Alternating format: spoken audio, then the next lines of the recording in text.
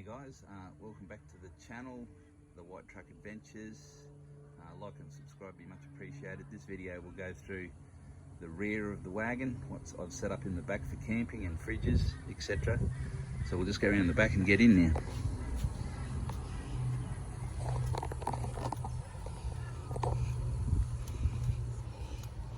So we usually start with opening up the twin jerry can holder, which has also got a gas operated strut on it to hold it open on the hills.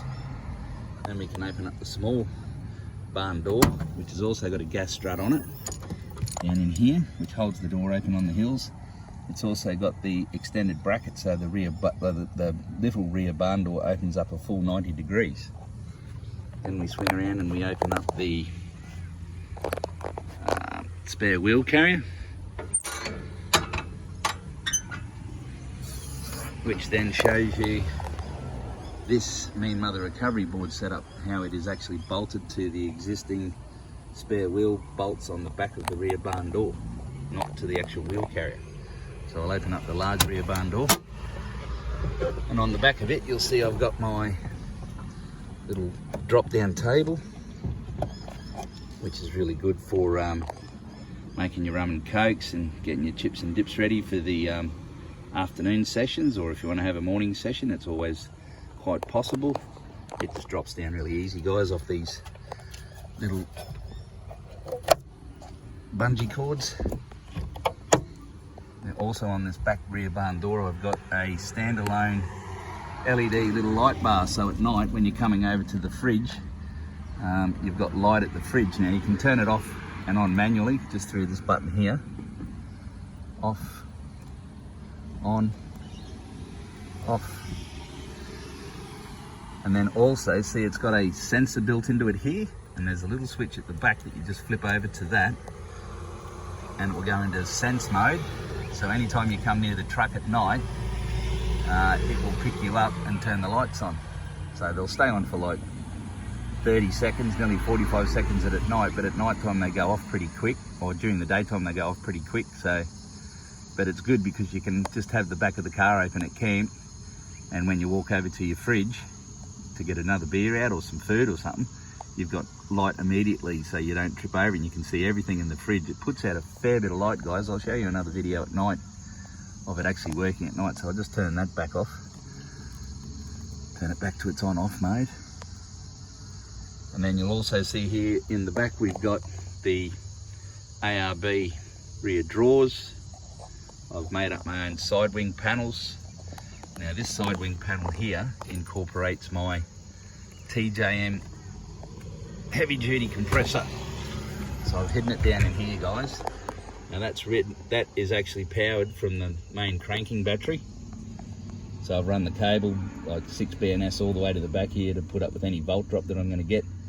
These things I can tell you guys by doing amp meter tests and everything on this thing really sucks through some amps. So if you put it on your auxiliary battery, you're just taking away amps that your fridge could be using. And if you are using this, I'd be having your engine running off your cranking battery, because the next thing you know, if you've done up like 4 or 6 tires, you'll have a flat starting battery, because it really sucks through the amps, this thing. But it's an awesome compressor, and you can see I've made up my own line here to run the extended line out the back to my MSA 12 volt accessory panel. So that's where I plug in my airline hose.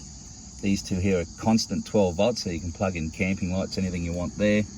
This one here that says water, don't worry about it, guys. It actually runs this dual USB. See that? Off. That's a pretty good kit. The next one says auxiliary light, don't worry about that. That's actually a switch that these two switches, water and auxiliary, will get changed to what they are. This auxiliary light switch actually runs my digital voltmeter. It's not really picking it up, guys, because it's digital, but that's reading 12.6, and this vehicle has been sitting still for 2.5 days, and it's still holding 12.6 on the auxiliary. The next one is obviously the compressor, which then drives the TJM HD to this outlet. And it's got a little air tank in it. Yeah, she pulls through the juice, so that's off. And that's just to get the remaining air out of it. So that's what's underneath that side wing, guys. I love those sort of kits, they're pretty easy. I've got my tie down straps into that I put in myself to hold down my esky. My esky usually holds all the ice and drinks and stuff, and this old Waco 50 litre CF50 fridge, which I've had for, I don't know, 6 to 8 years, hasn't let me down yet. So not replacing what's not broke. It's on my DS40 fridge slide. Now that fridge sits beautifully in there. You get the bigger slides, guys, and they come out to here and you're just losing too much room. So I went for the one that works for me. Like, this fridge hasn't let me down yet. I can carry beers in that all day, and usually if the Eskies at camp, I put the beers in this, and yeah, she hasn't let me down, so I haven't replaced it. So I'm never going to get a bigger one. Like, even the new CFX 50 will fit in this DS40 just.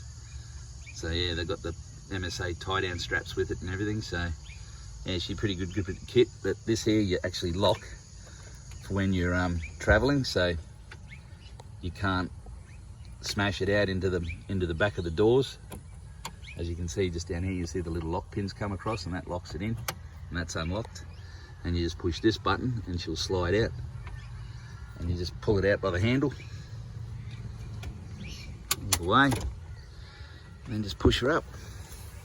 Down there's no weight in this fridge at the moment. It's empty. I'm not even running it at the moment because there's nothing in it. So yeah, that's it. It's running the MSA cable caddy, which is brilliant. You'll never cut a cable, blow a fuse. So you know, the last thing you want is to have your fridge turn off and you don't know it, and 2 hours later you go to get a beer and everything's warm, or your meat's all gone off. You know, that'd be a disaster. So even the wife can get into the top of this. Like, I'm down a little bit low on the hill here at the moment, but we can easily see into that. That's fully down.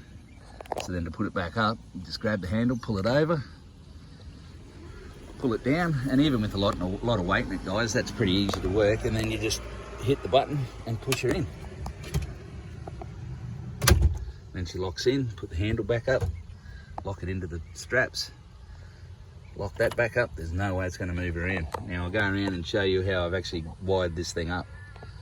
It comes, I've taken the 6 BNS from the auxiliary battery, positive and negative, all the way back. So I use 6 BNS for no volt drop. Comes back up through the rubber grommet underneath the back wheel there, comes up through the side panel, and then I've run it through here up to that 50 amp Anderson plug. So we'll go around and just have a look at that, guys. So just get in the back here, open up this door,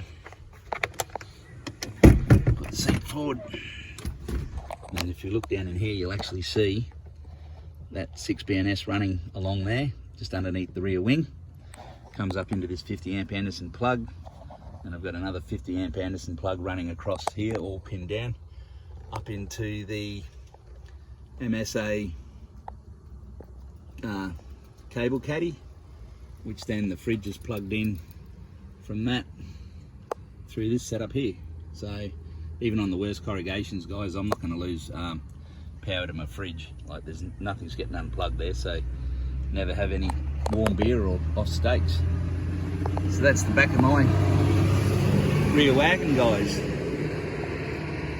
Just down the back there also is my other little switch, so when you come in the back you can actually turn on those 2 rear lights on the roof racks for more light if you need it at camp. Thanks, guys.